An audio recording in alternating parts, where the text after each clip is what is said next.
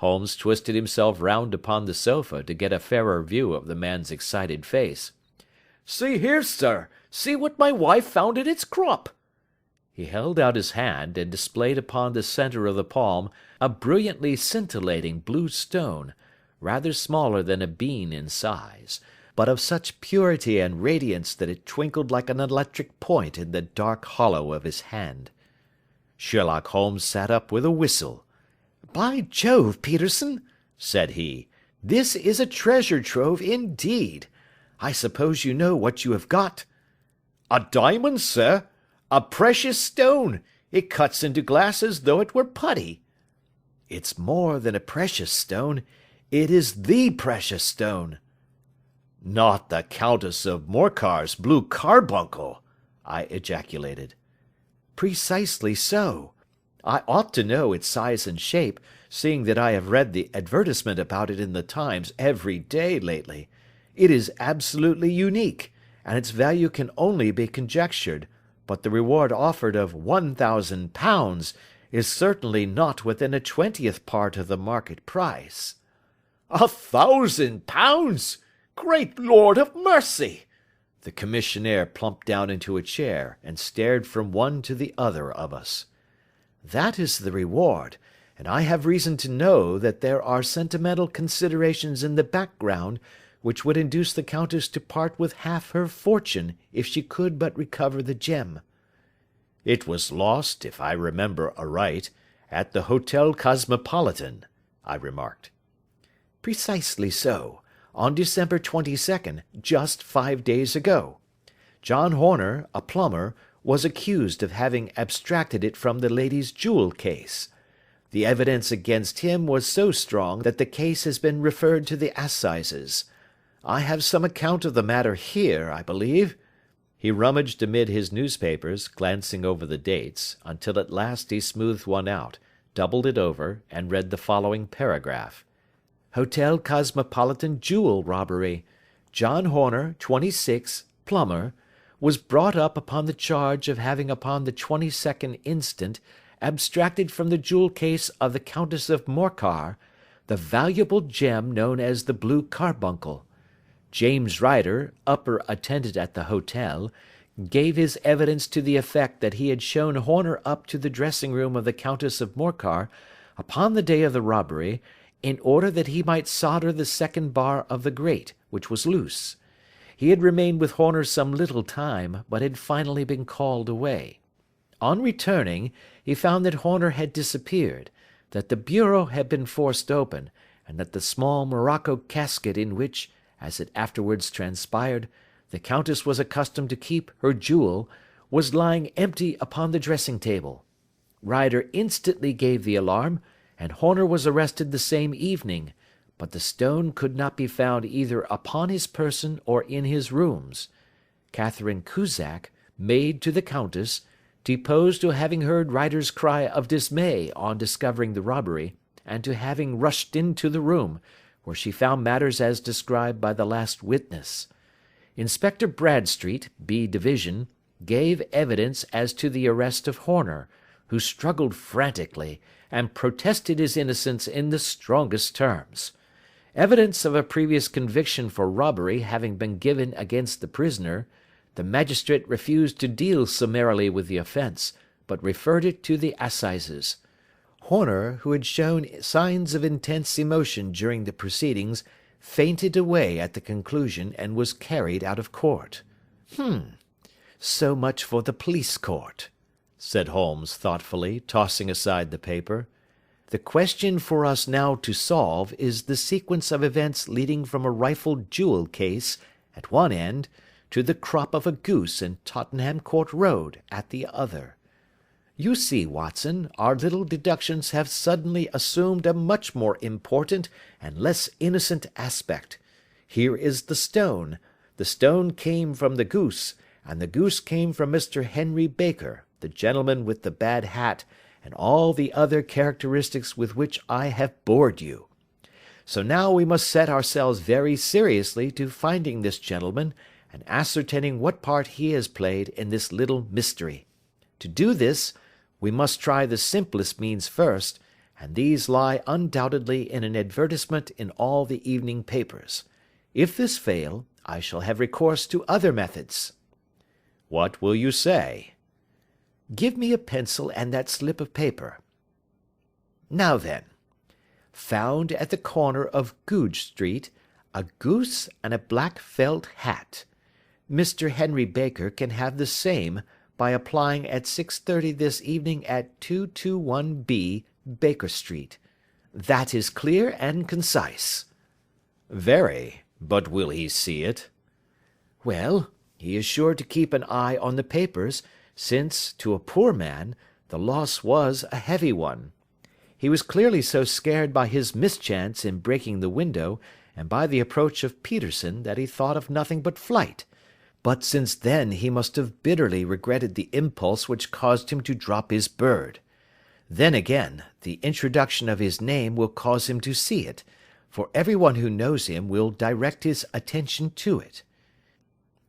Here you are, Peterson. Run down to the advertising agency and have this put in the evening papers." "In which, sir?" "Oh, in the Globe, Star, Pall Mall, St. James's, Evening News, Standard, Echo, and any others that occur to you." "Very well, sir. And this stone?" "Ah, yes. I shall keep the stone. Thank you. And I say, Peterson, just buy a goose on your way back and leave it here with me, for we must have one to give to this gentleman in place of the one which your family is now devouring." When the commissionaire had gone, Holmes took up the stone and held it against the light. "It's a bonny thing," said he. "Just see how it glints and sparkles. Of course it is the nucleus and focus of crime. Every good stone is. They are the devil's pet baits. In the larger and older jewels, every facet may stand for a bloody deed. This stone is not yet 20 years old. It was found in the banks of the Amoy River in southern China, and is remarkable in having every characteristic of the carbuncle, save that it is blue in shade instead of ruby red. In spite of its youth, it has already a sinister history. There have been 2 murders, a vitriol throwing, a suicide, and several robberies brought about for the sake of this 40-grain weight of crystallized charcoal. Who would think that so pretty a toy would be a purveyor to the gallows and the prison? I'll lock it up in my strong box now and drop a line to the Countess to say that we have it." "Do you think that this man Horner is innocent?" "I cannot tell." "Well, then, do you imagine that this other one, Henry Baker, had anything to do with the matter?" "It is, I think, much more likely that Henry Baker is an absolutely innocent man, who had no idea that the bird which he was carrying was of considerably more value than if it were made of solid gold. That, however, I shall determine by a very simple test, if we have an answer to our advertisement." "And you can do nothing until then?" "Nothing." "In that case I shall continue my professional round. But I shall come back in the evening at the hour you have mentioned, for I should like to see the solution of so tangled a business." "Very glad to see you. I dine at 7. There is a woodcock, I believe. By the way, in view of recent occurrences, perhaps I ought to ask Mrs. Hudson to examine its crop." I had been delayed at a case, and it was a little after 6:30 when I found myself in Baker Street once more. As I approached the house I saw a tall man in a Scotch bonnet, with a coat which was buttoned up to its chin, waiting outside in the bright semicircle which was thrown from the fanlight. Just as I arrived the door was opened, and we were shown up together to Holmes's room. "Mr. Henry Baker, I believe," said he, rising from his armchair and greeting his visitor with the easy air of geniality which he could so readily assume. "Pray take this chair by the fire, Mr. Baker. It is a cold night, and I observe that your circulation is more adapted for summer than for winter. Ah, Watson, you have just come at the right time. Is that your hat, Mr. Baker?" "Yes, sir, that is undoubtedly my hat." He was a large man with rounded shoulders, a massive head, and a broad, intelligent face, sloping down to a pointed beard of grizzled brown. A touch of red in nose and cheeks, with a slight tremor of his extended hand, recalled Holmes's surmise as to his habits. His rusty black frock-coat was buttoned right up in front, with the collar turned up, and his lank wrists protruded from his sleeves without a sign of cuff or shirt. He spoke in a slow staccato fashion, choosing his words with care, and gave the impression generally of a man of learning and letters, who had had ill usage at the hands of fortune. "We have retained these things for some days," said Holmes, "because we expected to see an advertisement from you giving your address. I am at a loss to know why you did not advertise." Our visitor gave a rather shamefaced laugh. "Shillings have not been so plentiful with me as they once were," he remarked. "I had no doubt that the gang of roughs who assaulted me had carried off both my hat and the bird. I did not care to spend more money in a hopeless attempt at recovering them." "Very naturally. By the way, about the bird, we were compelled to eat it." "To eat it?" Our visitor half rose from his chair in his excitement. "Yes, it would have been of no use to anyone had we not done so. But I presume that this other goose upon the sideboard, which is about the same weight and perfectly fresh, will answer your purpose equally well?" "Oh, certainly, certainly," answered Mr. Baker, with a sigh of relief. "Of course, we still have the feathers, legs, crop, and so on of your own bird, so if you wish—" The man burst into a hearty laugh.